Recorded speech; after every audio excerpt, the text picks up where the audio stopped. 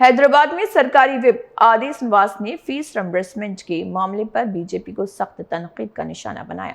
उन्होंने कहा कि साबिक़ हुकूमत ने तकरीबन 8,000 करोड़ के बकायाजात छोड़े, लेकिन बीजेपी ने इस वक्त एहतजाज क्यों नहीं किया।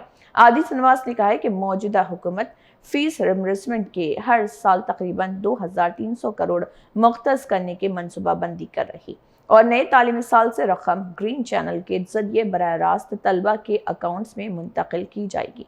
उन्होंने बताया कि 300 करोड़ एडवांस तौर पर तैयार रखे गए हैं और हुकूमत बकायाजात भी मरहलावार अदा करेगी।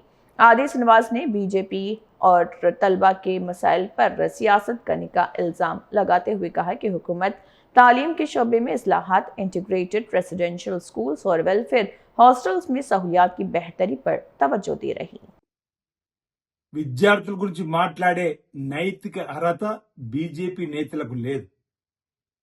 విద్యార్థులు భారతీయ జనతా పార్టీ నాయకులు చేస్తున్నటువంటి అంశాన్ని గమనించమని సందర్భంగా నేను కోరుతూ, బీజేపీ రాష్ట్ర అధ్యక్షుడు రామచంద్రరావు గారు ఈ ఫీజు అంశంలో నిరాదీక్ష చేస్తానని చెప్పని గొప్పగా చెప్పే ప్రయత్నం చేస్తున్నాడు. ఫీజు బకాయి బీజేపీ లడాయని బడాయి కబుర్లు చెప్పేటువంటి ప్రయత్నం చేస్తున్నాడు. నేను సూటిగా అడుగుతా ఉన్నా భారతీయ జనతా పార్టీ రాష్ట్ర అధ్యక్షుడు రామచంద్రరావు గారిని. గత బీఆర్ఎస్ హయాంలో 10 సంవత్సరాలుగా పేద విద్యార్థులకు ఫీజులు బకాయిలు పెడితే ఎందుకు మీరు రోడ్డెక్కి ఆందోళన చేయలేదు?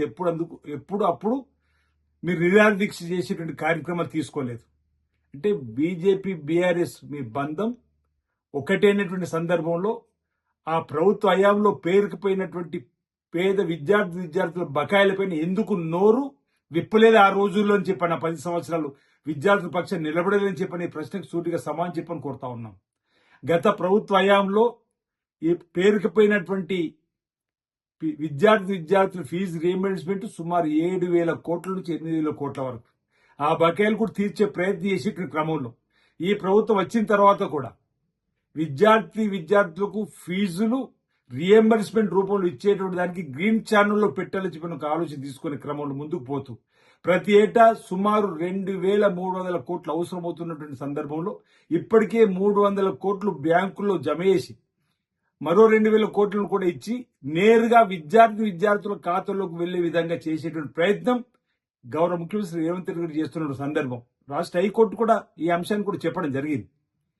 నాణ్యమైన విద్యను పేద విద్యార్థులకు అందివ్వాలని చెప్పని, అంతర్జాతీయ ప్రమాణాలతో కూడుకున్నటువంటి విద్యను అందిస్తూ నాణ్యమైన భోజనాన్ని కూడా ఇవ్వాలని చెప్పిన ఒక నిర్ణయం తీసుకుంది. Young India integrated residential school అనే మధ్యలో కొత్తగా మంజూరు చేసే కార్యక్రమం. ఇప్పటికే గురుకులాల్లో 40% డైట్ ఛార్జీలు, 200% కాస్మెటిక్ ఛార్జీలు పెంచి ఓవైపు నాణ్యమైన విద్యను అందిస్తూ ఓవైపు నాణ్యమైన భోజనం పోషకాలతో కూడుకున్నటువంటి భోజనాన్ని ఇవ్వాలని చెప్పని ఒక నిర్ణయం తీసుకొని విద్యా ప్రమాణాలు పెంపొందించాలని చేసేటువంటి ప్రయత్నం ఓవైపు ఈ ముఖ్యమంత్రి రేవంత్ రెడ్డి గారు ఈ ప్రభుత్వం చేస్తుంటే, భారతీయ జనతా పార్టీ ఆందోళన పేరిట